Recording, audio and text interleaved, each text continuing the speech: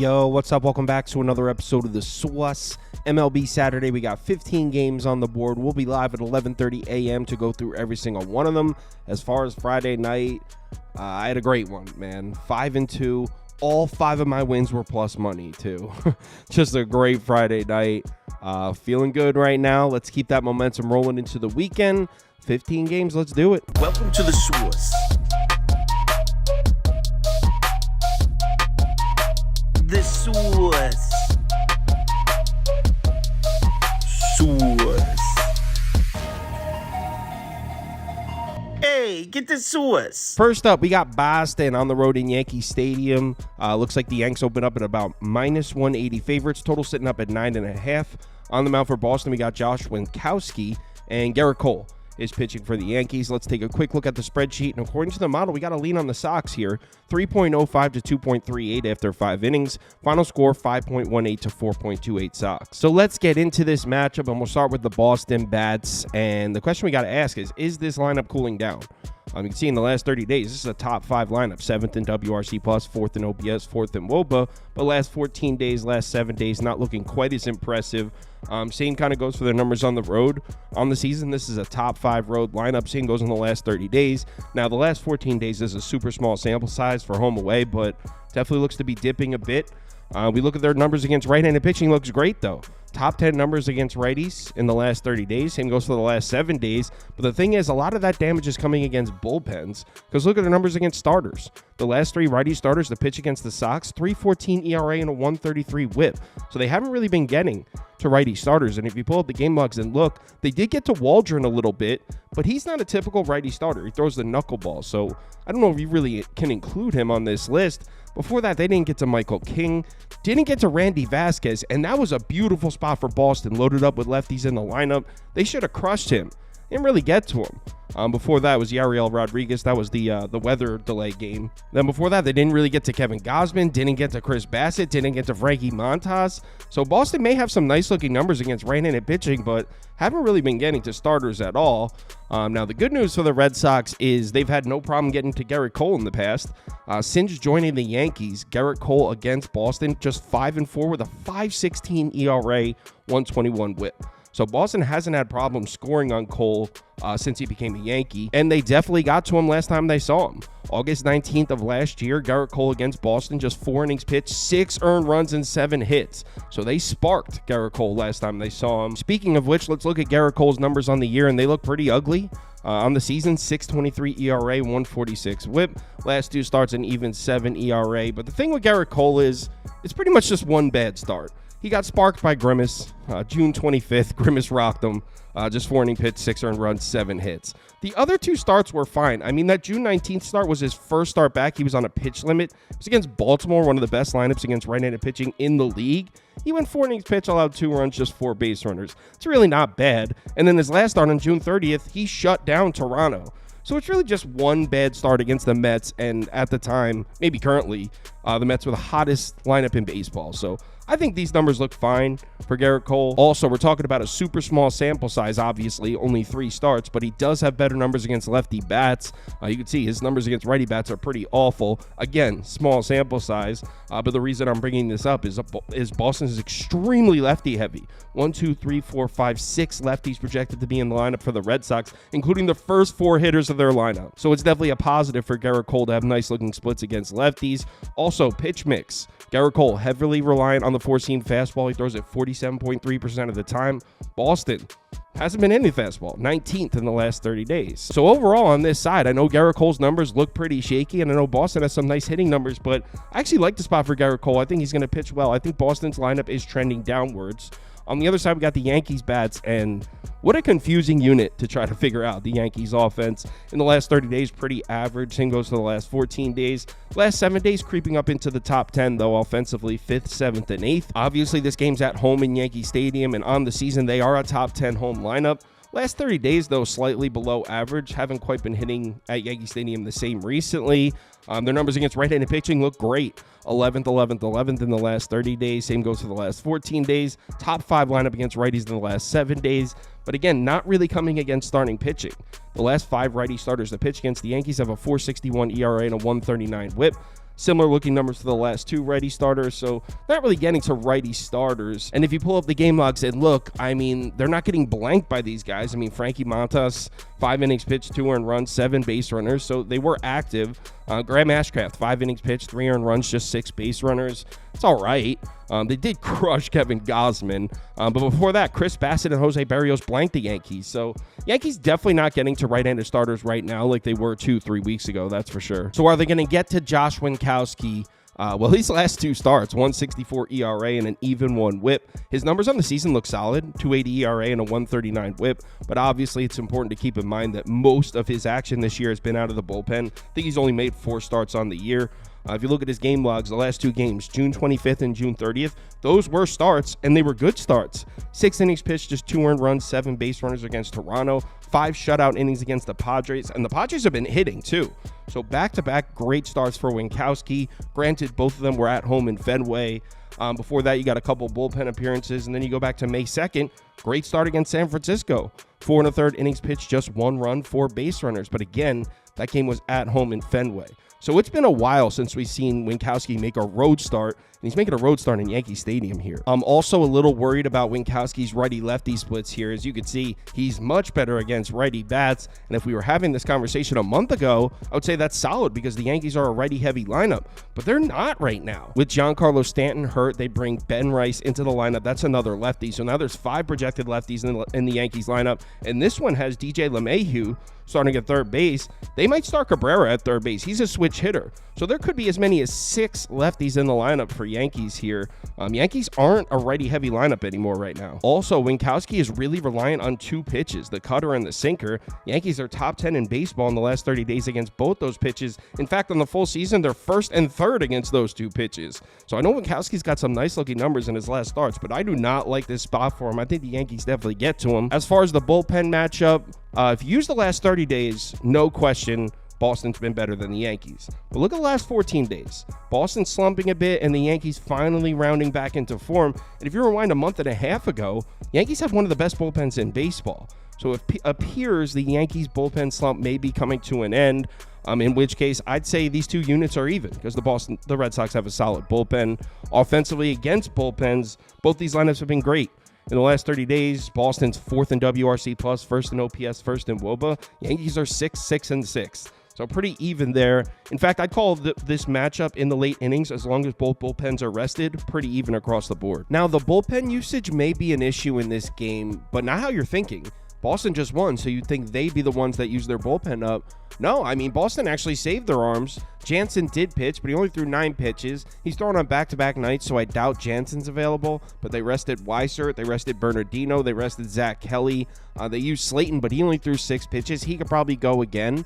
So as a whole, I mean, Boston's bullpen isn't in the worst of shape here, and the Yankees used their main 3 arms. Clay Holmes threw 30 pitches. Luke Weaver, 25 pitches. Look, these guys should be available, but normally when a team takes game 1 of the series, they're the team that used their main bullpen arms. That wasn't the case here. But as far as betting it, I don't know. I mean, I guess I'll say under 9 or pass. I think Garrett Cole's going to deal. I do. I like the spot for Garrett Cole. I've been saying this Boston lineup is cooling against right-handed pitching. I think Garrett Cole's going to throw a gem. But I don't know. I don't know what I think about this Yankee lineup anymore. I mean, I have no faith in the Yankees right now. I think they do get to Winkowski. I like the Yankees, but I'm not betting this. I'm not touching this team. So it'll be under 9 or pass. There's probably a good chance I just don't bet this game. Next up, we got Houston on the road in Minnesota. Twins are short favorites here, -120. Total sitting down at 8. Good pitching matchup in this one. We got Hunter Brown on the mound for the Astros, Joe Ryan pitching for the Twins. Let's take a quick look at the spreadsheet, and according to the model, we got a slight lean on the Twins through 5 innings, 2.65 to 2.52. Slight lean on the Twins' final score as well. 4.9 to 4.45. So before we get into this one, let's look at some ROI numbers. On the year, these 2 teams pretty close. Astros -6.9% on the season. Twins are -1.9. In the last 10 games, the Astros have been turning a profit. If you've been betting Houston, you've been cashing. You know what? Same goes for Minnesota. Minnesota's got a +21.5% ROI in the last 10. If we look at the home-away splits here, you can see Houston not a great team to bet on the road this year, but again, in the last 10 games, last 5 games, shows them in cashing on the road. Twins, not so much. I mean, on the season, -1.6%. Last 10, +12.5%, but in the last 5, down to -35%. So let's get into this matchup, and we'll start with the Houston bats. Things are looking pretty green here. In the last 30 days, Astros top 10 lineup. Last 14 days, actually a top 5 lineup. Third in WRC+, third in OPS, third in WOBA. Switch it over to their numbers on the road. Again, looking pretty good. Earlier in the season, Houston was struggling to hit on the road actually for a while. But in the last 30 days, this is a top 10 road lineup. So the Stros have definitely found it on the road. As far as their numbers against right-handed pitching, again, looking great. In fact, in the last 2 weeks, this is the best lineup in baseball against righties. First, and first across the board. So they're definitely getting to righties, and they're getting to righty starters. The last 6 righty starters to pitch against Houston, 5.14 ERA, 134 whip. Numbers look pretty similar for the last 3 righty starters. And when you pull up the game logs, I mean, it's really just Yariel Rodriguez, who mysteriously pitched a great game against Houston, 6 2/3 innings, just 1 earned run. Other than that, I mean, Houston's getting to basically every righty starter they see. There's also a weird bad game against Ryan Feltner back there on the 26th, but I mean, they got to Bassett, they got to Barrios, they got to Severino, they got to McGill, they got to Albert Suarez. As a whole, we know this Astros lineup has been a nightmare for righty starters, which brings us to Joe Ryan. And let's start out with the fact that he's really struggled against Houston. He's made 4 career starts against the Astros. He's 1-3 with an 8.53 ERA and a 1.58 whip. So the Astros have had no problems with Joe Ryan in the past. That being said, he's having a great season. On the year, 3.21 ERA, 0.96 whip. Numbers in the last 5 starts, the last 3 starts, definitely hasn't slowed down at all. Same goes for his numbers at home. Great numbers on the year, but actually even better as of late. Last 2 home starts, 2.08 ERA, 0.85 whip. So Joe Ryan's been very good this year. He's been very good at home. But now we pull up his game logs, and my only question, and I've said this before, my only question with Joe Ryan is when I look at who he's pitched against. There's a lot of bad lineups on here. Now, that start against Arizona, he let up 4 earned runs, but that's a solid start. 6 innings pitched, just 6 hits. That's not a bad start. But, I mean, other than that, you got Seattle. We know they're not hitting. The Rays, Oakland, Pittsburgh, Houston back on June 1st, and they crushed him. 10 base runners and 5 earned runs. Before that, Kansas City, but that game was at home in Minnesota. We know the Royals never hit on the road. So there's a lot of bad lineups on here, and when they saw a good lineup in Houston, they got rocked, and that's kind of the story here. Look at his splits against top 10 and bottom 10 lineups. First of all, look at the innings pitched. Against top 10 lineups, just 10 1/3 innings pitched all season, and in those innings, he's got a 7.84 ERA and a 1.65 whip. Meanwhile, 43 innings pitched against bottom 10 lineups, and he's got great numbers. So Joe Ryan having a great season, but I do have to question the level of competition. The few times we've seen him pitch against good lineups, he's struggled. As far as righty-lefty splits, nothing significant here.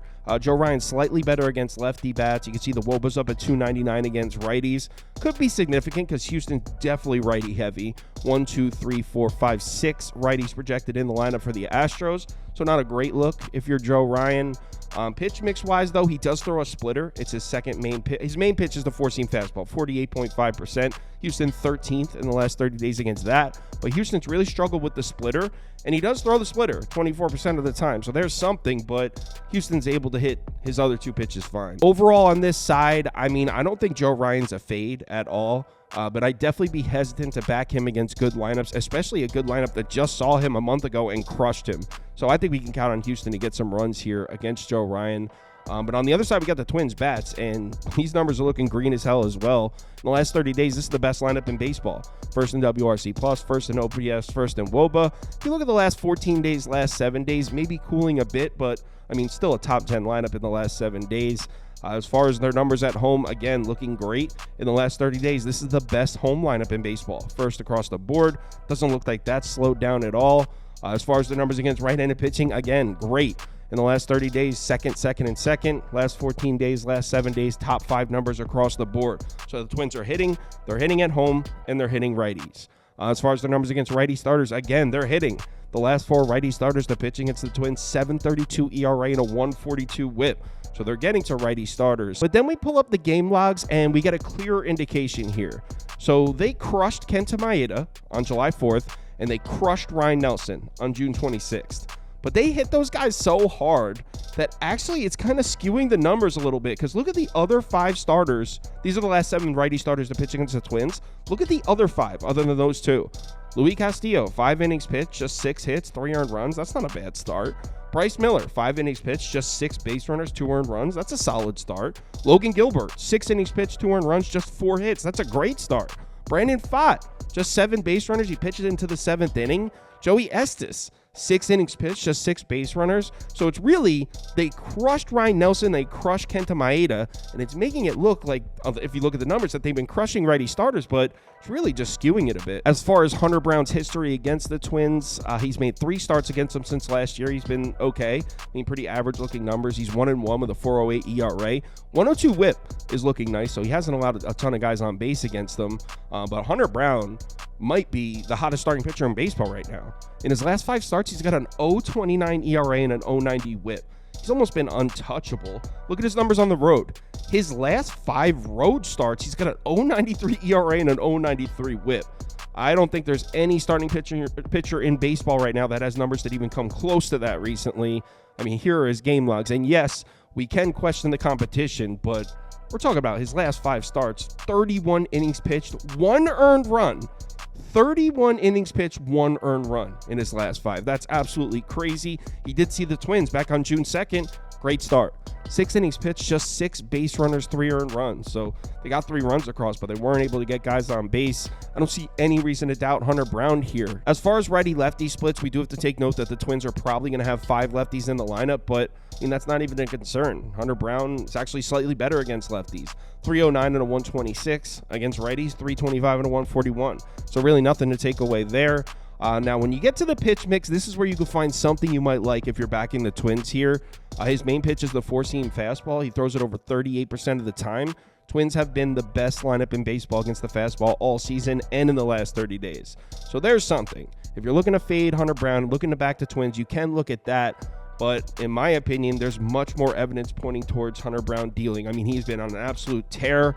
I don't see any reason to doubt him. I think he pitches a good game. Bullpen matchup is pretty even in this one. You got to give the slight edge to the Twins, but I mean, last 30 days, Twins 9th in ERA, 4th in WOBA, 8th in expected FIP. Astros are 8th, and 14th. If you break it down to the last 14 days, you can see the Twins have definitely been better. So slight edge to the Twins, but when you look at offensively against bullpens, slight edge to Houston. So as far as the matchup in the late innings, it's pretty dead even. As far as betting this game, I'm going right back to the over. On the live show yesterday, I said over a pass in this one. I was pissed I didn't bet it because they scored 35 freaking runs in the game. I know the starting pitching is better in this matchup, but Hunter Brown is pitching in some real questionable lineups. And you could say the same exact thing about Joe Ryan. And Houston has sparked Joe Ryan in the past. So I think we're going to see some runs here. Not to mention, look at the Astros bullpen here. I have the graphic right here. Let's pull it up.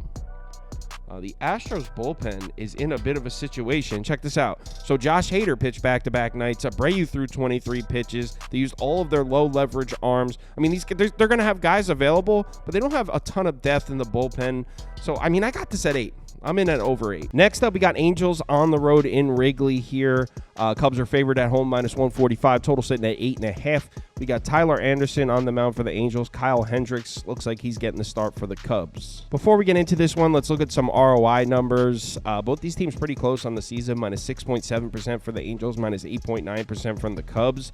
Last 10 games, Angels have been profitable, though, +18.1%. As far as home away, again, we're kind of even. I mean, Cubs just slightly above 0, +0.8% ROI. Angels on the road have been pretty good, -1.3%. So these two teams pretty even earnings-wise. But now let's get into the matchup, and we'll start with the Angels bats. In the last 30 days, the numbers look okay, pretty average. But if you look at the last 14 days, the last 7 days, things seem to be trending in the wrong direction. As far as their numbers on the road, on the season, this is a borderline bottom 10 road lineup. Same goes to the last 30 days. Last 14 days, again, definitely seem to be trending in the wrong direction. If you look at their numbers against right-handed pitching, they look okay. In the last 30 days, this is a top half lineup against right-handed pitching, 13th, 12th, and 12th. Last 14 days and the last 7 days, slightly worse than that, but not bad. Slightly below average. But check this out. Look at their offense against righty starters. The last 5 righty starters to pitch against the Angels, 145 ERA and a 106 whip. So they haven't been touching righty starters, and it actually gets better than that. Look at the game logs. Look at who these righty starters are that the Angels can't get to. Joey Estes, Mitch Spence, Casey Mize, Reese Olson, Kenta Maeda. They got the Jack Flaherty back on June 27th. And then Joey Estes again couldn't get to him. They saw Joey Estes on back-to-back starts and couldn't get to him either time. In fact, the second time he threw a complete game shutout. So this Angels lineup, when I say it's not touching righty starters, that's an understatement. They're not even coming close to touching righty starters. But this is going to be truly put to the test because enter Kyle Hendricks on the season as a starting pitcher. He's 1-6 with an 8.81 ERA and a 1.66 WHIP. He's been struggling, to put it delicately. Kyle Hendricks not having his best year. His last start was on the road in Milwaukee, 3 2/3 innings pitched, 7 hits, 2 homers, 7 runs. Yeah, Kyle Hendricks has definitely been having a rough go at it here. Now, this game is in Wrigley, and you can point at his home-away splits. He's got a 6.18 ERA at home, but compared to his 8.55 on the road, that looks pretty nice. But look at the FIP. His expected FIP at home is actually 3.13. Indicating that he had some bad luck in his home starts. Look at the home runs per 9. Way lower at home. Strikeout to walk ratio way higher at home. So no question, Kyle Hendricks has pitched much, much better at home. Also, Kyle Hendricks much better against righty bats. Look at the WOBA, 389 versus lefties, 340 versus righties. Look at the home runs per 9.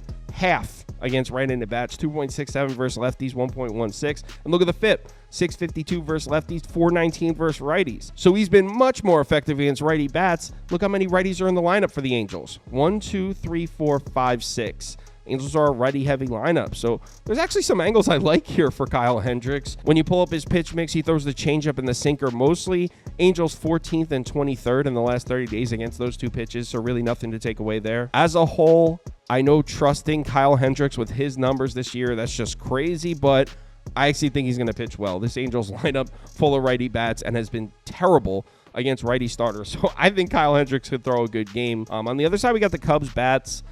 Pretty average, slightly below average in the last 30 days, 18th, 21st, and 19th. Last 14 days, last 7 days, pretty much equal to that. Same goes for their numbers at home in Wrigley. On the season, they're an average to slightly below average home lineup. Same goes for the last 30 days, the last 14 days. As far as their numbers against left-handed pitching, in the last 30 days, they're a bottom 10 lineup versus lefties. If you look at the last 7 days, it looks like they're trending upwards, but that's a super small sample size when you're talking about numbers versus lefties. As a whole, this hasn't been a great lineup against left-handed pitching this year. And last year, they were a top 10 lineup versus lefties, so that's definitely disappointing. Now, if you look at their numbers against lefty starters, the last 8 to pitch against the Cubs, 2.16 ERA and an 0.98 WHIP. But if you look at the last 5, 3.62 ERA and a 1.39 WHIP. So you might be thinking, oh, they're starting to get the lefty starters? No, just one. I mean, here are the game logs. They got to Christopher Sanchez. They crushed him, actually. I mean, pretty much Ian Happ did all the damage himself. But, I mean, 7 hits, 7 earned runs in just 4 innings of work. Look at all the other lefty starters on this list.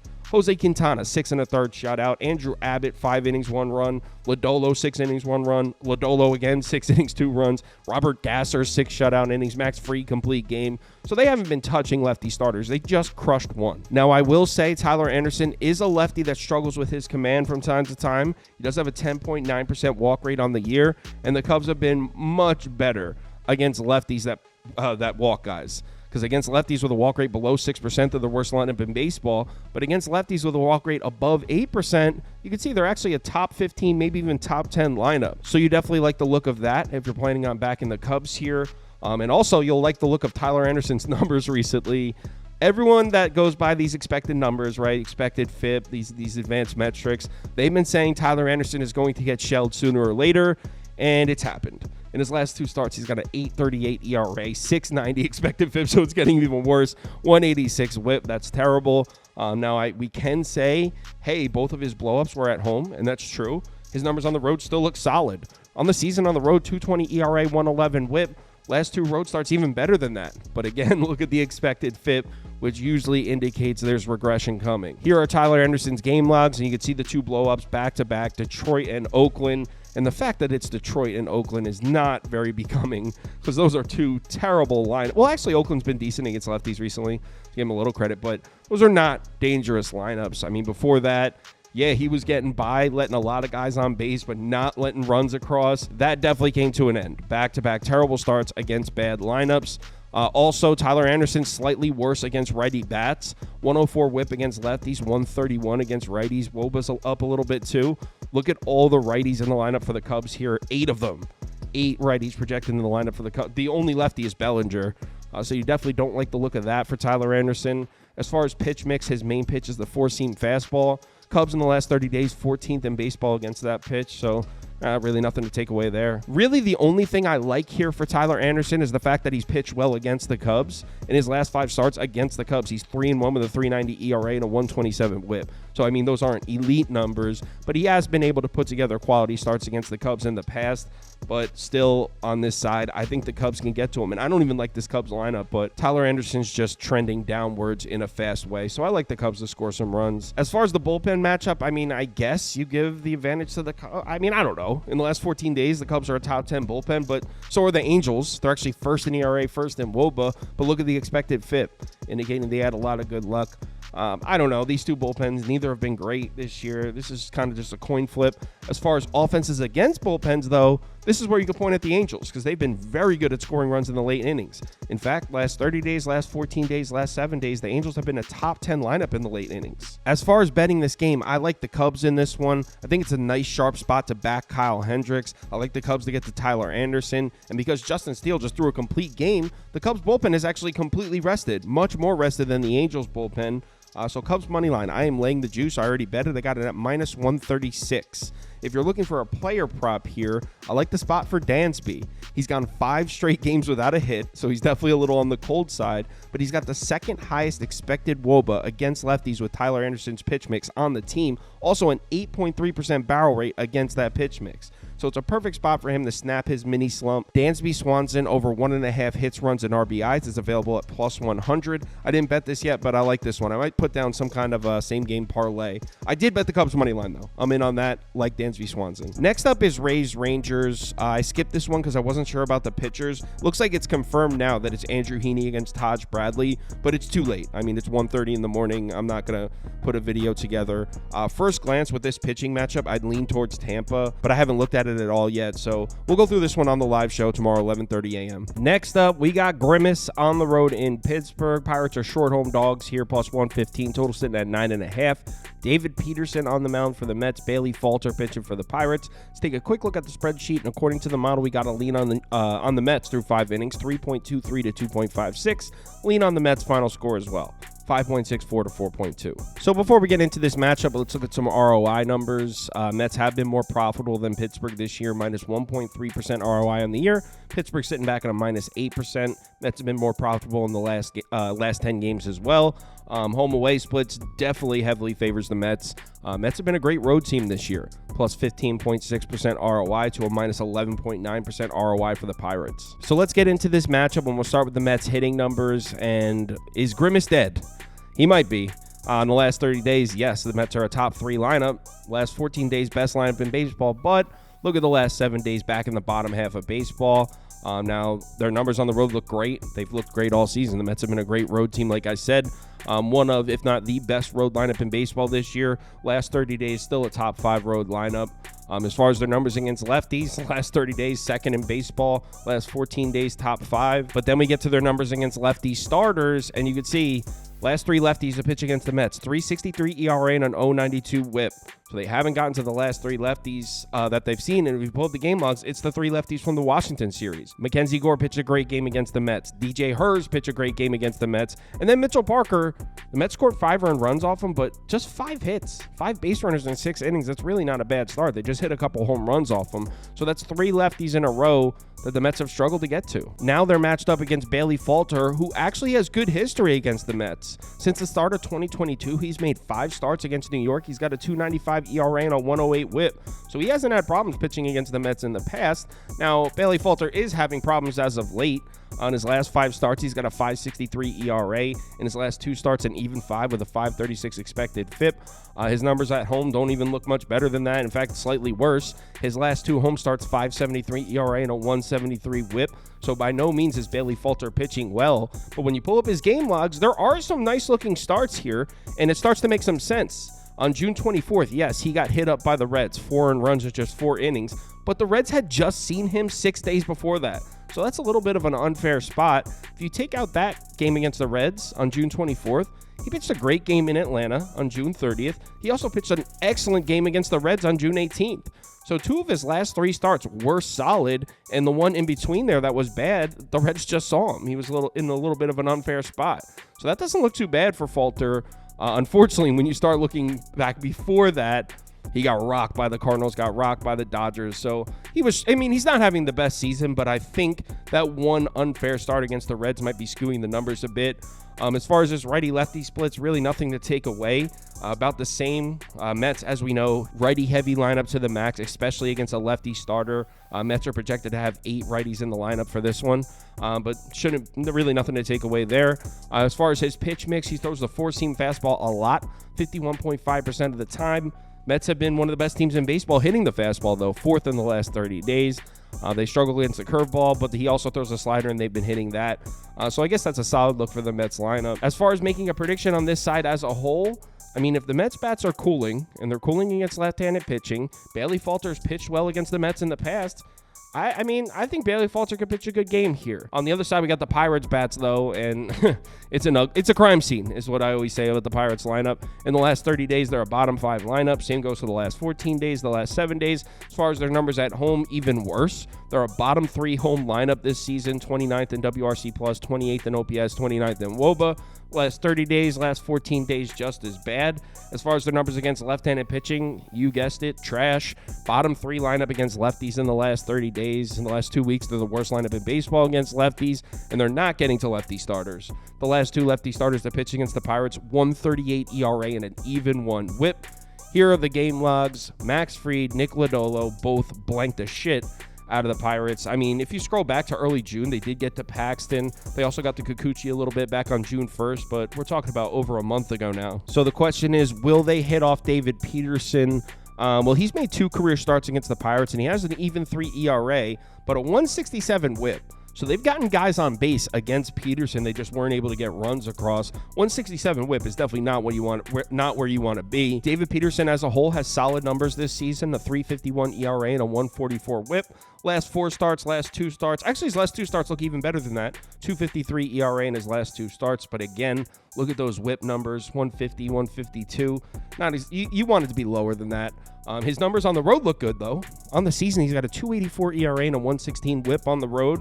Last 3 starts, last 2 starts looking solid for David Peterson, so he has been better on the road. When you look at his game logs, you see what kind of a sample size we're dealing with here. Only 6 starts this year, and questionable competition, I'd say. I mean, he did pitch against the Yankees and the Dodgers, but he saw the Nats twice, the Marlins, the Rangers. I don't really know what to take away from this. I will say he's kind of consistent here. I mean, none of these games he got completely crushed. None of these games he completely dominated. It's like borderline quality start, right below quality start every single time. But against the Pirates, I think Peterson should be fine. He does have much better numbers against righty bats, a 3.24 WOBA and a 1.35 whip. Pirates should have 9 righties in the lineup. They load their lineup up with righties against a lefty starter, so that should be a good look for Peterson.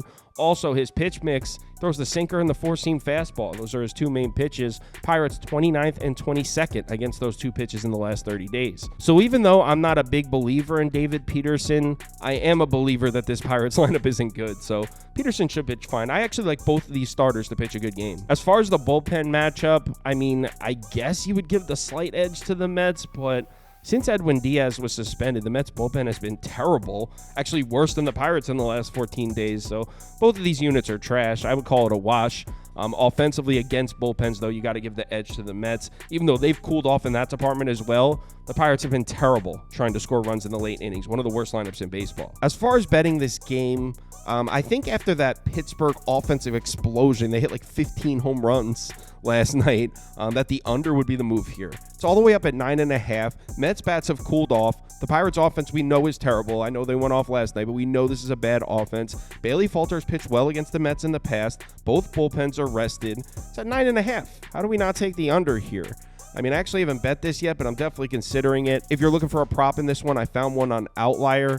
First, you go to the Insights tab. It's on the left of the screen. Then go to Games and click on Mets at Pirates. Then click Apply. Then click Insight Type and click Player. Click Apply again. Then you click on Odds and filter from -125, or you filter it to whatever you're looking for. I did -125. If you scroll down, you'll find JD Martinez. He's exceeded 1.5 total bases in 5 of his last 6 games on the road, averaging 2.5 total bases in those games. If you click on the left part that says over 1.5 total bases, his charts will come up. And if you scroll down, you'll see key matchup stats. His splits are better against left-handed pitching, and falter splits are worse against right-handed batters. And then you combine that with the fact that he's got excellent, one sec, where's my charts here? The heck's my chart? Here it is. So he's got excellent expected WOBA and barrel rate numbers against Bailey Falter's pitch mix. Highest on the team by far for expected WOBA. 505 expected WOBA against lefties with Bailey Falter's pitch mix. So let's do that. JD Martinez over 1.5 total bases. Next up, we got St. Louis on the road in Washington. Nats are short home favorites here, minus 125. Total sitting at 9 or 9.5, depending on your sports book. We got Lance Lynn getting the start for the Cards. Mackenzie Gore pitching for the Nats. Let's take a quick look at the spreadsheet, and according to the model, we got a very slight lean on the Nats here. 2.47 to 2.9 after 5 innings. Final score 4.28 to 4.03. So before we get into this matchup, let's look at some ROI numbers. Nats have definitely been more profitable than the Cards, plus 9% on the season to minus 3.5%. In the last 10 games, though, the Cards have been slightly turning a profit, and the Nats haven't, minus 38.9% in the last 10. As far as home away, again, goes to the Nats, plus 5.5% ROI on the year at home. Cards are about break even on the road. So let's get into this one, and we'll start with the Cardinals bats. Really mediocre looking, slightly below average in the last 30 days, 17th, 19th, and 20th. Last 14 days, last 7 days, looking pretty close to that. As far as their numbers at home, on the road, on the season, slightly below average. Last 30 days, even worse than that, like maybe even a bottom 10 lineup on the road in the last 30 days. And they're up against a lefty, which is not a good sign for the Cardinals this year. In the last 30 days, this is a bottom 5 lineup against left-handed pitching. Last 14 days, last 7 days look pretty shitty as well. The last 4 lefty starters to pitch against the Cardinals, 1.42 ERA and an 0.95 whip. Now, I am recording this before tonight's game ends. They got 3 runs off Corbin already, so these numbers will look slightly better than that. But still, as a whole, they're not getting to lefty starters. And here are the game logs. Martin Perez, 7 1/3 shutout. Andrew Abbott, 5 innings, 2 earned runs. Braxton Garrett blanked them. Imanaga blanked them. I mean, they did get to Bailey Falter back on June 12th, but we're starting to get back to early June, almost a month ago. So as a whole, Cardinals have not been getting to lefties at all. And Mackenzie Gore's having a solid season. On the year, 3.47 ERA, 1.37 whip. Last 5 starts look about the same. ERA's up a little bit in his last 3 starts, but this game's at home in Washington, and look at his home numbers. On the season, they look pretty much the same as his full season numbers, but his last 4 home starts, he's got a 1.99 ERA and a 1.32 whip. So he's been pitching really well at home recently. And here are his game logs. There are a few bad starts in here. I mean, on the road in San Diego, he got hit up pretty bad. Also, the Diamondbacks got to him. He only gave up 2 runs, but 11 base runners in 5 innings. Snakes definitely got to him. But there's also some excellent starts on here. He blanked the Marlins, threw a great game at home against the Braves, threw an excellent game at home against the Mets. That was a huge spot, too. The Mets were red hot. So as a whole, we know Mackenzie Gore has really been dealing this year. He's got better numbers against righty bats as well, even though the Cardinals are only going to have 6 righties in the lineup, which is kind of below average. Usually when a lefty starts, they see 6, 7, even 8 righties in the lineup. Cardinals will probably have 3 lefties here, so nothing to take away in this one from there. As far as the pitch mix, heavily reliant on the 4-seam fastball. 54.7% of Gore's pitches are 4-seam fastballs. Cardinals have been terrible hitting the fastball. 25th in the last 30 days, 28th on the season. So as a whole, making a prediction on this side, Mackenzie Gore's been so good at home, and I don't trust this Cardinals lineup against lefties at all. I expect Mackenzie Gore to pitch a great game. On the other side, we got the Nats bats, and nothing special here. 19th, 20th, and 21st in the last 30 days. Last 14 days, last 7 days look pretty similar. I mean, below average. In fact, in the last 7 days, they're actually a bottom 10 lineup. Their numbers at home, even worse than that. Bottom 6, bottom 7 lineup at home this year. Last 30 days, last 14 days looking about the same. As far as their numbers against righties, I mean, last 30 days, this is average to slightly below average lineup against righties. 18th, 16th, and 17th. Last 14 days actually look solid, but then look at the last 7. Comes right back down again. Check this out. The last 6 righty starters to pitch against the Nats, 1.69 ERA and a 1.03 whip. So they haven't been touching righty starters. And when you pull up the game logs, you can see they got to Christian Scott in his first game back coming up from the minor leagues. But before that, I mean, they weren't touching. Sean Manaea is actually a lefty. He's not supposed to be on here. But Taj Bradley, Savale, Eflin, Dylan Cease, Waldron. I mean, everyone was blanking this Nats lineup. They have not been getting to righty starters at all, which brings us to Lance Lynn. On the season, 3.59 ERA, 1.30 WHIP. Look at his last two starts: an 0.71 ERA and an 0.55 WHIP. Lance has been dealing, man. Lance Lynn is truly having a great year. That being said, he's definitely been better at home recently. His last 5 road starts, he's got a 5.04 ERA and a 1.60 WHIP. Those are closer to the Lance Lynn numbers we've become accustomed to. If you look at his game logs, there's some excellent starts here, but mostly at home. His starts on the road, he got crushed by the Marlins. In the Phillies game, he only went 4 innings, 5 base runners. That's a good start. He was okay on the road back on May 27th in Cincinnati. So you can see Lance Lynn, there's some really nice looking starts. There's also 3 starts in there. He got hit up by the Marlins, the Pirates, and the Rockies. Of all the lineups to hit Lance Lynn up this year, the Marlins, the Pirates, and the Rockies, strange because he's pitched great games against good lineups. But as all, Lance Lynn's been solid this year. And when you pull up his splits, it actually confirms what we were seeing here in the game logs. Look at Lance Lynn's numbers against bottom 10 lineups because he's pitching against the Nats, and they're a bottom 10 lineup. 47 and a third innings pitched. He's got a 4.94 ERA and a 1.44 WHIP. He's actually been significantly better when he's pitched against top 10 lineups. So maybe that's an angle for the Nats, the fact that he struggled against bad lineups. He also really struggles against lefty bats. 324 WOBA and a 143 WHIP against lefties compared to a 282 and a 116 against righties. Look at all the lefties projected to be in the Nats lineup. This graphic only shows 5. Usually they have 6, but still 5 of their first 6 hitters are lefties. We know this Nats lineup usually loaded with lefty bats, so you definitely don't like the look of that if you're planning on backing Lance Lynn here. And also his pitch mix, 4-seam fastball, cutter, and sinker. The Nats against those 3 pitches, 12th, 16th, and 8th. So they've hit his pitch mix well. I think the Nats are going to get to him, man. I do. I don't even like this Nationals lineup, but I think it's a great matchup for him. As far as the bullpen matchup, you got to give the edge to the Cards here. I mean, in the last 30 days, the Cards are a top 5 bullpen, 3rd in ERA, 3rd in WOBA.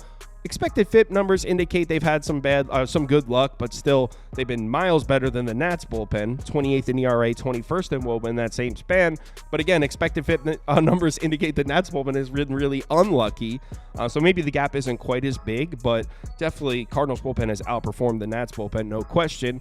As far as offensively against bullpens, these two teams pretty much dead even, both slightly above average. As far as betting this game, I love the matchup for Mackenzie Gore. I think he deals. I also think the Nats are going to get to Lance Lynn with all those lefties. The problem is Washington's bullpen is just rocked. Look at this. I mean, Kyle Finnegan threw 22 pitches. He's now pitched 4 the last 5 nights. Hunter Harvey threw 19 pitches. He's now pitched 4 the last 5 nights. Dylan Floro threw 15 pitches. He had 2 days off before that, so he'll probably be available, but he's pitched 3 of the last 5 nights. Derek Law threw 12 pitches. He's pitched on back-to-back nights. Robert Garcia threw 11 pitches. He's pitched on 4 of the last 5 nights. So Washington's high-leverage arms are completely cooked here. So there's just no way I want to be on the Nats in the second half of this game. I haven't bet this yet, but I think it's worth looking at Nats' first 5 run line at plus 100. Lay the half run in the first 5. I mean, I think all we need is 2 or 3 runs off Lance Lynn to cash this. I think Mackenzie Gore's about to throw a gem. So Nats' first 5 run line or pass for me. Next up, we got Baltimore on the road in Oakland. A's are dogs at home plus 150. Total sitting at 8.5. Cade Povich is pitching for the O's. Louis Medina is on the mound for Oakland. Let's take a quick look at the spreadsheet and check this out. According to the model, we got a slight lean on Oakland through 5 innings, 4.17 to 4.1, so pretty much dead even. And a slight lean on Baltimore final score, 6.4 to 6.2. Before we get into this matchup, let's look at some ROI numbers. Baltimore, the more profitable team here, plus 9.3% ROI in the season. Oakland is minus 10.1%. And then you take into account that this game's in Oakland, it actually gets even worse because Oakland at home is a minus 23.1% ROI. Baltimore's actually been slightly more profitable on the road, so that favors Baltimore. Let's go ahead and get into the matchup. We'll start with the O's bats. Obviously, as we know, one of the best lineups in baseball in the last 30 days, 3rd in WRC plus, 3rd in OPS, 3rd in WOBA. Last 7 days, though, bottom 10. Obviously, 7 days is a super small sample size, but Orioles bats definitely trending in the wrong direction. As far as their numbers on the road, on the season, the 3rd, maybe even the 2nd best road lineup in baseball. In the last 30 days, 1st, 2nd, and 1st. Last 14 days back at 11th, 10th, and 11th. But we know this Baltimore lineup can hit on the road. Their numbers against righties, elite. In the last 30 days, this is the best lineup in baseball against right-handed pitching. Last 7 days, like we mentioned before, I mean, dropping back a little bit, 11th, 13th, and 13th. But they really struggle more against lefties, more so than righties. You can see they've been getting to righty starters. Last 12 righties to start a game against Baltimore, 6.56 ERA, 1.59 whip. Last 4 righty starters, 5.24 ERA, and a 1.52 whip. And when you take a look at the game logs and look at the righty starters that they've seen, it makes a little more sense. I mean, they just played a 3-game series against Seattle. Nobody's hitting those Mariners righty starters right now. Specifically Kirby and Logan Gilbert. And Baltimore was active against both. I mean, they didn't rock them or anything, but nobody's been touching George Kirby. Baltimore got 8 guys on base, scored a couple runs. Logan Gilbert, nobody's been touching him. Baltimore got to him. 9 base runners, 4 earned runs. Bryce Miller at home had been pretty good. Baltimore, 9 base runners, 2 earned runs. So what I'm saying is, I'm not saying that these games are, but like Baltimore's lineup exploded in these games. I'm just saying nobody's hitting on those guys right now. What I'm saying is any offense in baseball, their numbers against righties are going to look pretty shitty after a 3-game series against Seattle. Before that, they got to Michael Lorenzen, struggled to get to Scherzer. They crushed John Gray. I mean, yeah, these aren't the best looking game logs here, but we know Baltimore can hit righty, so I'm not stressing it or overthinking it here. Which brings up Louis Medina. If you pull up his game logs, you can see we're not looking at a big sample size here.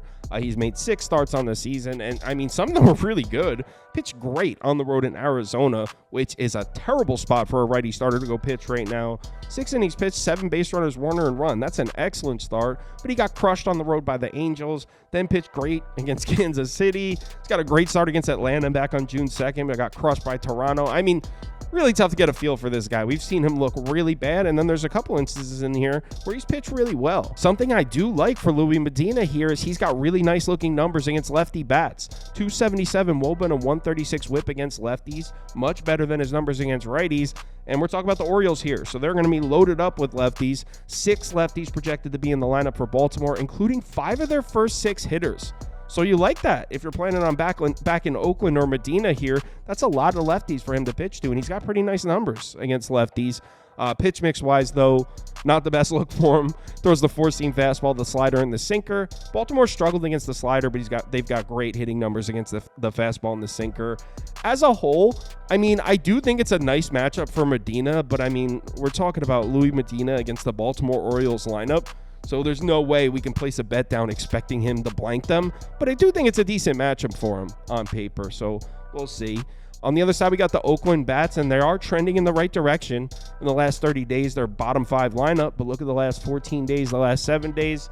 Last 7 days, they're pretty average. As far as their numbers at home, I mean, not great. In the last 30 days, this is a bottom 5 home lineup. They haven't been hitting at home, which is kind of disappointing because they were hitting at home earlier in the season. But then we get to their numbers against left-handed pitching, and check this out. In the last 30 days, the Oakland Athletics are a top 10 lineup against lefties. Last 14, last 7 days, the best lineup in baseball against lefties. But pump your brakes, they haven't seen any. You'll see in a second when we get to the game logs. I mean, still, they're hitting lefties, and they deserve some credit. And if you look at their numbers against starters, the last 4 lefty starters to pitch against Oakland, 7.78 ERA and a 1.78 whip.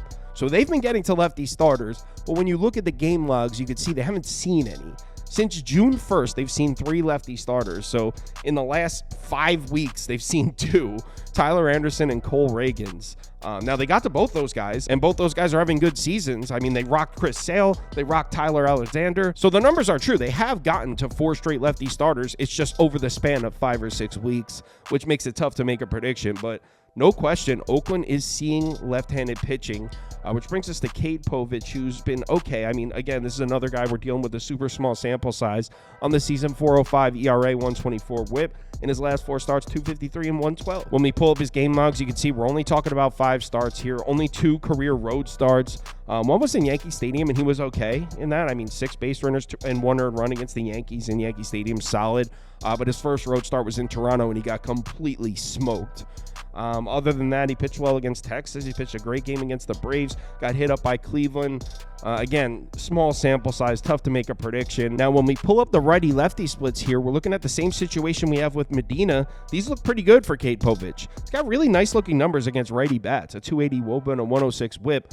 Look at all the righties projected to be in the lineup for Oakland. As of right now, in the projected lineup, 8 righties for Oakland. So I don't know if it'll actually be 8, but this is definitely a righty-heavy lineup, which is a nice look for Cade Povich. Also, his pitch mix. Throws a 4-seam fastball and the curveball. Oakland 30th and 22nd against those two pitches in the last 30 days. So just like the other side, we don't have enough sample size to really make a prediction, but I think on paper it's a solid matchup for Cade Povich, which means I'm probably leaning towards a first 5 under here. I like both starting pitchers to throw well.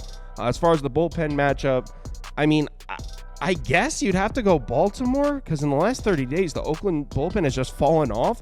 But if you rewind a month and a half ago, Oakland had a top 5 bullpen, and you could kind of say the same thing about Baltimore. On the season, this is a top 10 bullpen, but look at the last 14 days. They've completely fallen apart. So 2 bullpens that were really good a month ago, both struggling. So I don't really know how to make a call there. As far as offenses against bullpens, again, another tough one. I mean, in the last 30 days, it's Baltimore all the way. But look at the last 7 days. Baltimore 25th across the board and Oakland's top 10. So, I mean, to be honest, I'm just going to skip right to the pick. I'm not going to be making a bet in this game. There's way too many moving pieces here. 2 starting pitchers with very little experience. So this is going to be most likely a pass for me, maybe an under or first 5 under. Next up, we got Detroit on the road in Cincinnati, but I'm actually skipping this one because we don't know who's pitching yet. So let's move right along to White Sox in Miami. Marlins are dogs at home, plus 148. Total sitting down at 7. We got Yanni Chirinos pitching for the Marlins. Garrett Crochet on the mound for the White Sox. Let's take a quick look at the spreadsheet, and according to the model, we got a strong lean on the White Sox here. 2.57 to 1.18 after 5 innings. 4.35 to 2.81 final score. Before we get into this one, let's take a look at some ROI numbers. And as I'm sure you know, these are 2 of the least profitable teams in baseball. Minus 32.6% ROI for the White Sox, minus 22.5% for the Marlins. And then you take into account that this game's in Miami, and both teams get worse. The Marlins have been a terrible home team, almost minus 30% ROI, but the White Sox on the road have been a death sentence. Now, recently hasn't quite been as bad, but still, just 2 teams that you've been blowing your money on if you've been betting this season. So let's get into the matchup, and we'll start with the White Sox bats, and check it out. Last 7 days, now super small sample size, but last 7 days, the White Sox are a top 10 lineup. They really are trending in the right direction. As far as their numbers on the road, we know on the season they're bad. Bottom 5 road lineup on the year, but last 30 days, 13th, 14th, and 13th. So again, White Sox bats trending in the right direction. Look at their numbers against right-handed pitching, kind of the same thing. Last 30 days, 24th, 25th, and 25th. Last 7 days, flirting with being a top 10 lineup against righties. Against righty starters, I mean, the last 5 righty starters to pitch against the White Sox, 4.60 ERA, 109 whip. Last 2 righty starters, 4.50 ERA, even 1 whip. And if you pull up the game logs, the White Sox aren't getting blanked. I mean, Ben Lively, 6 innings pitched, 3 earned runs, 7 base runners. They didn't really crush them, but they're active. Same for Carrasco, same for Cal Quantrill. They actually crushed Dakota Hudson. But it's good to see these White Sox bats have been active against righty starters. So do we think that continues against Yanni Chirinos? Well, in the season, he's got a 3.77 ERA, 1.67 whip. Another guy where we're dealing with a pretty small sample size here. He's only made 3 starts this year. And when we take a look at the game logs, you can see 2 of them were solid. In fact, 2 of them were good. On the road in Kansas City is a tough spot. He pitched great. Just 6 base runners, 1 earned run in 5 innings. He also pitched decently in his first start against the Cardinals. He got crushed on the road in Philly, but I mean, it's the best team in the NL. I think we can cut him some slack for that one. He's been pretty solid. Something I really don't like for Chirinos here, though, is, I mean, look at his splits against righty bats. 403 WOBA and a 180 whip. That is ugly. And you have to take into consideration the White Sox should have 7 righties in the lineup. 7.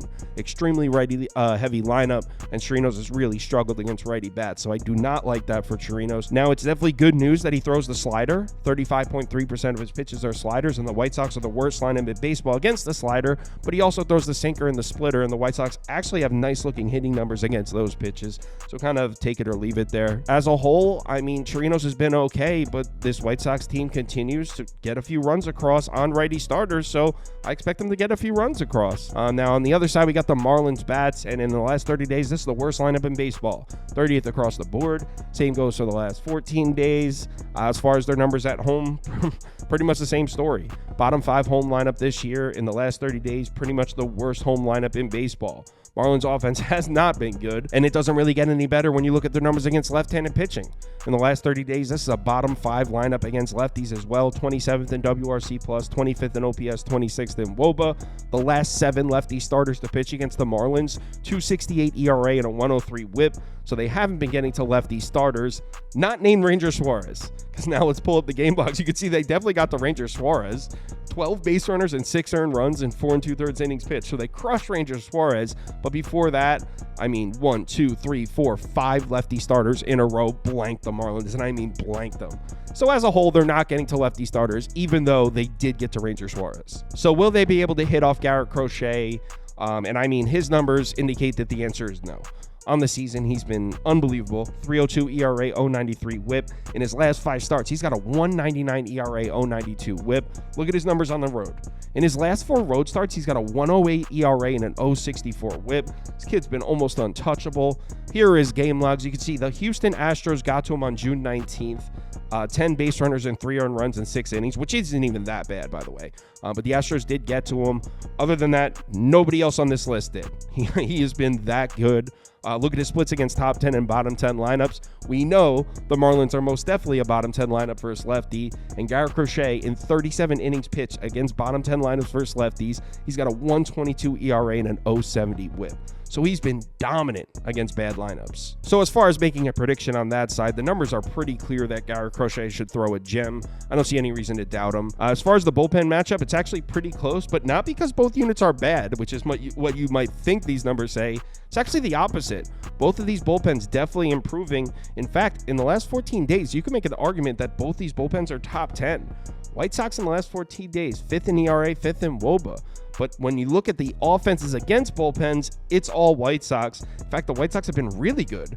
In the last 7 days, this is the best lineup in baseball in the late innings. So I'd give the edge in the late innings to the Chicago White Sox here. As far as betting this game, obviously the handicap points towards the White Sox all the way here. But on no planet should the worst team in baseball be minus 170 road favorites. That's just crazy. So I'm not even opposed to taking a shot with the Marlins plus 1.5. Get the Marlins at home plus 1.5 against the White Sox and get it at minus 120. I don't hate that bet at all. I haven't bet it yet, but this total's down at 7. I'm even seeing a couple 6.5s. So odds makers are expecting an extremely low scoring game. How is having a plus 1.5 against the worst team in baseball on the road at minus 120 in a game where the total's at 6.5? How is that not a profitable decision? I feel like it makes sense that would be a good bet.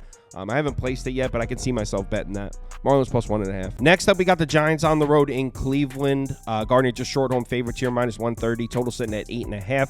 Kyle Harrison is on the mound for San Francisco. Logan Allen pitching for Cleveland. Let's take a quick look at the spreadsheet. And according to the model, we got to lean on the Giants through 5 innings, 3.73 to 2.81. Lean on the Giants' final score as well, 5.56 to 4.70. So before we get into this one, let's look at some ROI numbers. Cleveland's been much more profitable than San Francisco this year, plus 15.8% ROI on the season. Giants minus 4.5%. But in the last 10 games, you've been cashing if you've been playing the Giants, and the Cleveland have a negative. Cleveland has a negative ROI in the last 10, but this game is in Cleveland, which means a lot. Because the Guardians, I believe, are the most profitable home team in baseball this year. Giants on the road have been the opposite, pretty much, minus 13.6% ROI on the road. So let's get into this matchup. We'll start with the Giants bats. Let's give them some credit. In the last 7 days, this is a top 5 lineup. Giants really seem to be heating up offensively. Even in the last 30 days, they're almost the top 10. As far as on the road, though, not great. Definitely been doing more of their damage at home in San Francisco. In the last 30 days, this is an average road lineup. And on the season, this is a slightly above average road lineup. As far as their numbers against left-handed pitching, we already know they're going to look good. This is a Giants team we've been able to trust against lefties pretty much all year. It's their numbers against righties that I question. The last 30 days, this is a top 5 lineup against lefties. Last 16 lefty starters to pitch against the Giants, 5.80 ERA and a 1.54 WHIP. So like I said, this dates back multiple months. The Giants have been a lineup you can trust against a lefty starter. Here are the game logs, and you can see they didn't get to Chris Sale, but they crushed James Paxton. Got to Imanaga a little bit. Didn't get to Justin Steele 2 times in a row. So actually 3 of the last 7 lefty starters were able to pitch decent games against San Francisco. But if you extended this list and pulled up the last 15 lefty starters, you'd see that the Giants consistently hit off lefty starters. That's been something you can rely on this year, which brings us to Logan Allen, and these are some ugly numbers, man. On the season, he's got a 5.75 ERA, 154 whip. In his last 2 starts, he's got an ERA above 11 and a 2.18 whip. The good news is, I guess he's been worse on the road. Well, I mean, his full season home number is 6.75 ERA, but his last 2 home starts, 2.25 ERA and a 1.17 whip. But put an asterisk on that, because when you look at the game logs, he had 1 home start June 20th against Seattle, and he wasn't even, 8 base runners and 3 earned runs. That wasn't even a great start. The other one, you got to go all the way back to mid-May.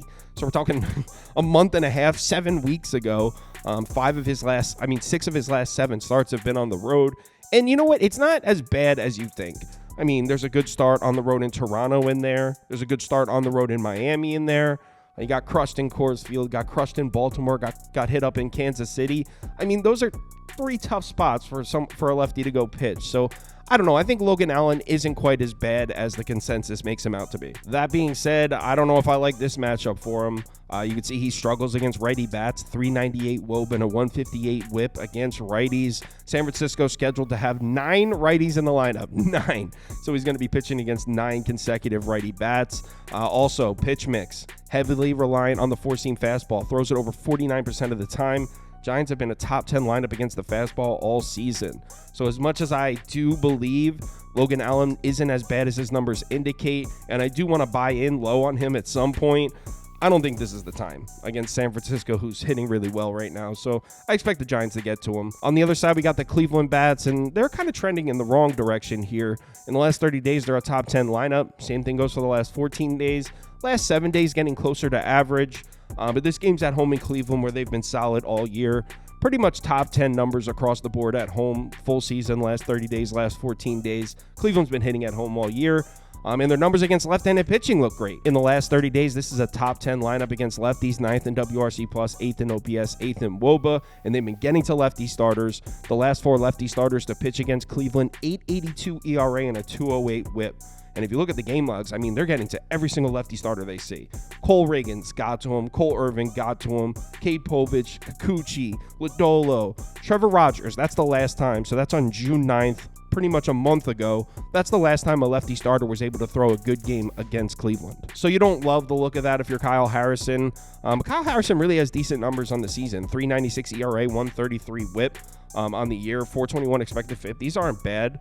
Same goes for his numbers on the road. 3.83 ERA, 1.35 whip, 4.65 expected FIP. So he's been pretty solid on the road. His last 2 road starts up at a 5.73 ERA. But if you pull up the game logs, you could see Kyle Harrison hasn't been, there's a couple decent starts at Arizona, I guess. 8 hits, 3 earned runs in 6 innings. Pitched great against Houston in his last start. Phillies crushed him. Mets crushed him. Rockies gave him some problems. Reds gave him some problems. He threw a gem against the Rockies in Coors back on May 7th. As a whole, kind of tough to get a feel for this guy.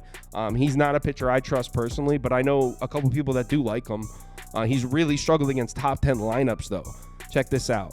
On the season, he's thrown 25 innings pitched against top 10 lineup first lefties, 6.48 ERA and a 1.80 whip. So he's really struggled when he's seen top 10 lineups. And Cleveland at home against a lefty, most definitely a top 10 lineup. Also, he's very heavily reliant on the four-seam fastball, and Cleveland's been a great lineup against the four-seam fastball all year. In fact, he throws it 63% of the time, so I don't like that.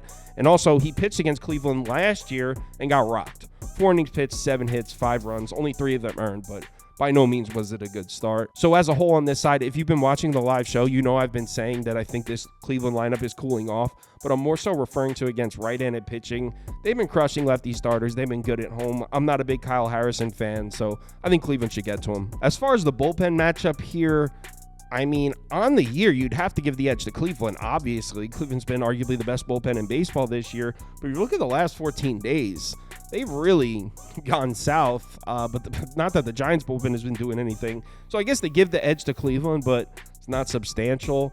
And offensively, against bullpens, I'd give the edge to San Francisco. So really in the late innings, I think it's a bit of a coin flip right now. As far as betting this game, you're going to hate this one, but I'm on Cleveland. I took the money line. I know backing Logan Allen against the Giants, that sucks. It's terrifying. I get it. I don't think it's crazy that he would bounce back here, but that's not really what I'm betting.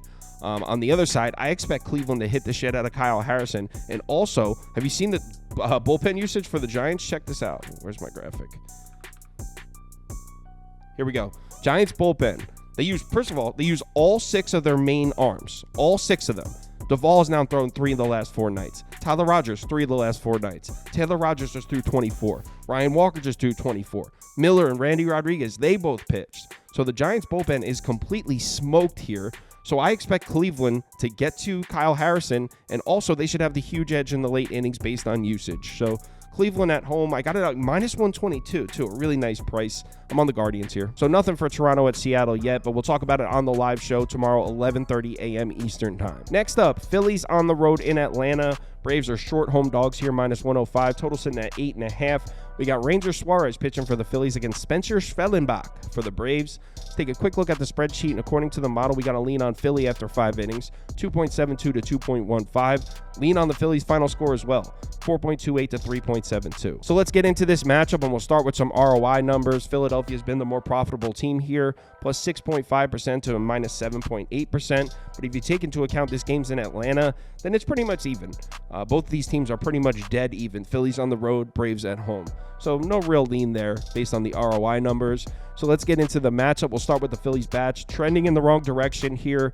Top 10 lineup in the last 30 days, but look at the last 7 days. 16th, 15th, and 16th. Obviously, a big factor into this is missing Bryce Harper, Kyle Schwarber. When we pull up their numbers on the road, kind of the same thing here. Not that they've been bad, just trending in the wrong direction. That's all. That's how I'd phrase it. Here are their numbers against right-handed pitching, kind of the same thing. In the last 14 days, top 5 lineup against righties, but in the last 7 days, dipping back a bit. Still not bad at all. On the last 7 righty starters that pitch against the Phillies, 3.34 ERA and a 1.46 whip. So they haven't really gotten to righty starters. If you pull up the game logs, it gets a little concerning when you look at the names. I mean, they didn't touch Tyone. They scored a couple runs off him early, and then he pitched 7 innings in that game. It was a gem. Before that, Yanni Chirinos, Roddery Munoz, Casey Mize, Slade Ciccone. I mean, those are some bad righty starters. The Phillies did get to them a little bit, but not really. To have the last 7 righty starters against the Phillies with a 3.34 ERA, and then you look at the righty starters, I think this Phillies lineup cannot be trusted right now against righties, missing those 2 superstar lefties from their lineup. So will they be able to get to Schwellenbach? Well, on the season, he's got a 5.68 ERA. A 1.29 whip's pretty solid. On his last 4 starts, 450 and 118. Here are his game logs. You can see we're dealing with a small sample size here. He's made 6 starts. Couple good ones, couple bad ones. He got hit up by the Pirates, but he pitched a gem against the Tigers. Pitched a real good game on the road in Baltimore. Got hit up by the Red Sox. I mean, we're dealing with a small sample size. It's tough to make a judgment here when it comes to Schwellenbach. Now, when you pull up his righty-lefty splits, you'll see he struggles against lefty bats. And if this was 2 weeks ago, I'd be like, this is a nightmare against the Phillies. But the Phillies missing those 2 lefty superstars, all of a sudden this lineup doesn't look as dangerous. I mean, they still have Stott, Brandon Marsh. They have some dangerous lefties in the lineup, but without Schwarber and without Harper, this lineup looks very different when you're talking about the lefty bats in it. So I actually don't mind this for Schwellenbach. And as far as the pitch mix, he throws the 4-seam fastball and the slider. Phillies just 20th and 16th against those 2 pitches in the last 30 days. So overall on this side, I mean, I know it sounds crazy, but I think Schwellenbach could pitch a good game. I like this spot for him. I think Schwellenbach will pitch well. On the other side, we got the Braves bats, and as I'm sure you've heard, not producing. In the last 30 days, this is a bottom 10 lineup. Same goes for the last 14 days, the last 7 days. Now, it's a good thing that this game's at home in Atlanta because they've been much better hitting at home so far on the season, 12th, 10th, and 10th. Same goes for the last 30 days, but last 14 days starting to trend in the wrong direction. But what the Braves need to be really grateful for is Ranger Suarez throws with his left hand because they've been much better against lefties in the last 30 days, 14th, 14th, and 14th. That's so much better than their numbers against right-handed pitching recently. They've been getting to lefty starters. The last 5 lefties to pitch against the Braves, 7.99 ERA and a 182 whip. You pull up the game logs. Didn't really get to Bailey Falter, which is weird, but they got to Martin Perez. Didn't get to Nestor Cortez, but they crushed Carlos Rodon. They crushed Tariq Skubal. They crushed Cole Irvin. So as a whole, the Braves lineup has been reliable as far as getting to lefty starters. Not righties, but lefties, yes. So now let's take a look at Ranger Suarez numbers.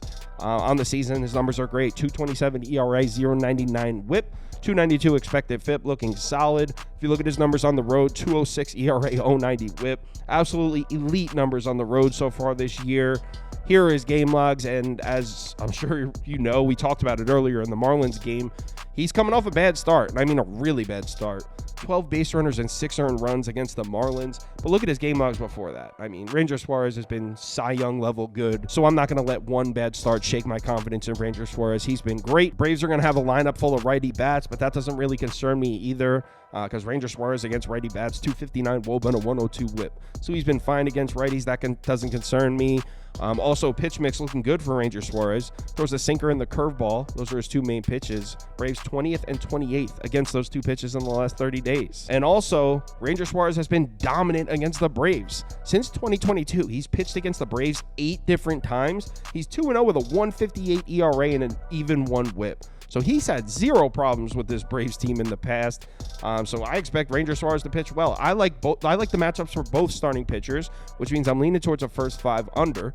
Now, when we look at the bullpen matchups, you can see both these units have been great. On the last 30 days, the Braves have been the best bullpen in baseball. The Phillies top 10, so they're right there. 2 great bullpens. Offensively against bullpens, not so much. Slight edge to Philadelphia, but I mean, neither of these teams have done a good job scoring runs in the late innings. As far as betting this game, I like the first 5 under here. I think Schwellenbach is going to pitch well. Ranger Suarez on the road is always a savage, dating back to last season. He's pitched well historically against the Braves. Phillies have used their main bullpen arm, so I really don't know what I think about this game in the late innings. I probably would lean towards Atlanta, but I like the first 5 under. It's at 4.5. I haven't bet this yet, but I think I might. This probably won't make the cut, but I do like the first 5, 4.5 here. I also have a home run bet I like in this game. Not sure if he's going to play, but I'm thinking with a lefty pitching that he is going to get the start. Travis d'Arnaud. We don't know. I don't know if he's playing yet, but if he does, check out his expected WOBA and barrel rate numbers against lefties with Ranger Suarez pitch mix, one of the highest on the team. So I like Travis d'Arnaud to hit a home run if he plays, which we don't know at this time. Next up, we got the Brewers on the road in Dodger Stadium. This one close to a pick'em. Dodgers short home favorites here, -115. Totals at 8.5. We got Steady Freddy on the mound. Freddie Peralta for the Brewers. James Paxton pitching for the Dodgers. Let's take a quick look at the spreadsheet. And according to the model, we got a slight lean on Milwaukee through 5 innings, 3.33 to 2.66. And a lean on Milwaukee final score, 5.55 to 4.78. So before we get into this one, let's look at some ROI numbers. And no question, Milwaukee's been the more profitable team to bet this year, plus 10.6% ROI on the season. Dodgers are -6.6%. And the Brewers have also been profitable on the road, plus 3.4%. And the Dodgers have also been more profitable on the road. They're -13.8% at home this year. So betting the Dodgers at home has been a losing endeavor this season. So let's get into the numbers, and we'll start with the Brewers bats. Last 30 days, this is an average lineup. In the last 14 days, creeping back up into the top 10. And that's where they were about a month and a half ago. This was a top 10 lineup. Went through a little bit of a cold stretch. Seemed to be snapping out of it. Their numbers on the road looking solid. On the year, they're flirting with the idea of being a top 10 road lineup. Same thing for the last 30 days. Pretty solid numbers on the road. Now, they are up against Paxton, who's a lefty, which is definitely not their strength. They have better numbers against righties this year. In the last 30 days, they're actually a bottom 10 lineup against lefties. 23rd in WRC+, 22nd in OPS, 22nd in WOBA. But if you pull up these numbers here, they have been getting to lefty starters. The last 4 lefty starters to pitch against the Brewers, 4.74 ERA, 1.47 whip. Last 2, 5.63 ERA, 1.63 whip. And if you pull up the game logs, Ty Block, I think that was a bullpen, so that probably shouldn't be here. But they got to Austin Gomber. Got to Justin Steele a little bit, who's having a great season. Got to Andrew Heaney a little bit, who's having a pretty solid season. Before that, they didn't get to Tyler Anderson. They got to Andrew Abbott a little bit, though. So, they're not getting blanked by left-handed pitching, but they're not exactly going off either. So the question becomes, will they be able to get to James Paxton? Well, the fact that this game is in Dodger Stadium could be huge, because James Paxton home-away splits this year are nuts. At home, he's got a 2.90 ERA and a 1.26 whip. Those numbers become 5.47 and 1.43 on the road. So he's been much better at home in Dodger Stadium. And if you look at his game logs, 6 of his last 7 starts has been on the road. So we haven't even seen him pitch much at home, which could be part of the reason those home-away splits look so extreme, because James Paxton was dealing earlier in the season when he was pitching all these games at home. Now that he started to struggle a little bit, he's pitching on the road. So that could factor into it. But still, if you look at his game logs, he's still putting together good starts. On the road in Coors Field, 7 innings, 1 run, 3 base runners, threw a great game in Chicago against the White Sox. I mean, he got crushed by the Giants and crushed by the Pirates, but there are some decent starts littered in here. Now, he does have some shaky numbers against righty bats, 329 WOBA, 148 whip against righties, and Milwaukee will most likely have 7 righties in the lineup for this game. So I definitely don't like the look of that for Paxton. Also, he's heavily reliant on the four-seam fastball. He throws it 59.8% of the time. Milwaukee's a top 10 lineup against the fastball in the last 30 days, but he also throws the knuckle curve, and they've struggled against that pitch. So it's not all bad for Paxton. Overall, on this side, I mean, I'm not a big James Paxton fan, and I know there are some decent angles for him to pitch well, and I know he's got really nice numbers at home, but I think we can count on Milwaukee to score runs on him. On the other side, we got the Dodgers lineup. In the last 30 days, this is a top 5 lineup, but if you narrow it down to the last 14 days, the last 7 days, not quite as elite. The Dodgers numbers at home, again, trending in the wrong direction. On the season, this is a top 5, top 6 home lineup. In the last 30 days, closer to average. If you look at the numbers against right-handed pitching, they look solid, though. In the last 30 days, this is a top 10 lineup against righties. Same goes for the last 7 days. Now, if you pull up the numbers against starters, last 3 righty starters are pitching against the Dodgers, 3.38 ERA and a 1.38 whip.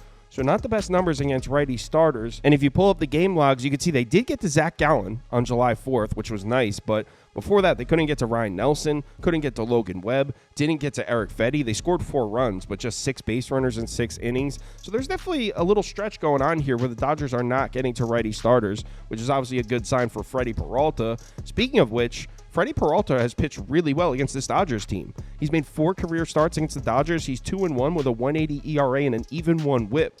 So Freddie hasn't had problems pitching against the Dodgers, and Freddie seems to be rounding back into form. In his last 3 starts, 1.50 ERA and an 0.83 whip. Remember, if you rewind a month, Freddie Peralta was going through it. He seems to be out of that. We're talking about 3 good starts in a row. He's got solid numbers on the road this year. On the season, on the road, 3.49 ERA and a 1.22 whip. So Freddie's pitched fine on the road. Here are his game logs. Absolute gem against the Cubs. Great game against the Rangers. Absolute gem on the road in L.A. Now, those are some questionable lineups. We have to mention that. But the thing is, with that, you could point at these, right? These last 3 starts and be like, oh, Kyle, he's pitching against bad lineups. But check this out. Freddie Peralta's actually been significantly better against good lineups this year. Against top 10 lineups versus righties this year, 29 innings pitched, he's got a 3.10 ERA and a 1.07 whip. Significantly better numbers than his numbers against bottom 10 lineups. So the Dodgers being obviously a top 10 lineup, that doesn't scare me with Freddie. He gets up for the big games. His pitch mix might be a little bit of a concern, though. 4-seam fastball and the slider are his 2 main pitches. Dodgers against those 2 pitches, 5th and 3rd in the last 30 days. So I don't love the look of that. But overall, I don't think it's crazy to say Freddie Peralta goes on the road in Dodger Stadium and throws a good game. I don't. He's been pitching really well. Dodgers haven't been getting to righty starters. As far as the bullpen matchup, you'd have to give the edge to Milwaukee here. In the last 30 days, the Brewers bullpen is 2nd in ERA, 2nd in WOBA. Now, the expected FIP numbers indicate that they've had some good luck. But look at the Dodgers' expected FIP numbers. 27th and then 30th in the last 14 days. So Brewers bullpen has definitely outperformed the Dodgers bullpen. And offensively, against bullpens, again, you got to give it to Milwaukee because the Dodgers haven't been doing shit in the late innings. In the last 14 days, the Dodgers are actually one of the worst lineups in baseball against opposing bullpens. So definitely give the slight edge to Milwaukee in the late innings. As far as betting this game, I'm really not sure what to do here. I think Freddie Peralta could pitch well in this one. Also, I like the Brewers to get to James Paxton. I think on paper, the Brewers would be the move, but we just watched the Dodgers beat the Brewers in the late innings. So even if Freddie Peralta pitches well, even if the Brewers score on James Paxton, who's to say that same thing doesn't happen again? Because the Brewers are going to have to use those same arms. Piguero, Payamps, they're going to have to use those same arms. So, I don't know. Minus 105 just doesn't seem enough of a payout for me to try to get involved there. So, as of right now, this is probably a pass for me. There's a few more games I didn't get to, but we'll go through every single one on the live show, 11:30 a.m. Eastern time. If you're able to make it, would love to see you in the comments. If you want my top bets or top bets from anyone on the staff here, head over to KyleKirms.com and sign up for Sauce Network Plus. Comes with top bets, access to the Discord, and you can participate in the weekly betting league. $100 and a trophy go to the winner every single week. So if you're interested, head over to the website and sign up. Let's have ourselves a nice weekend, man. Had a real nice Friday night. Hopefully that momentum continues. Remember to bet responsibly, and I'll talk to you in the Discord.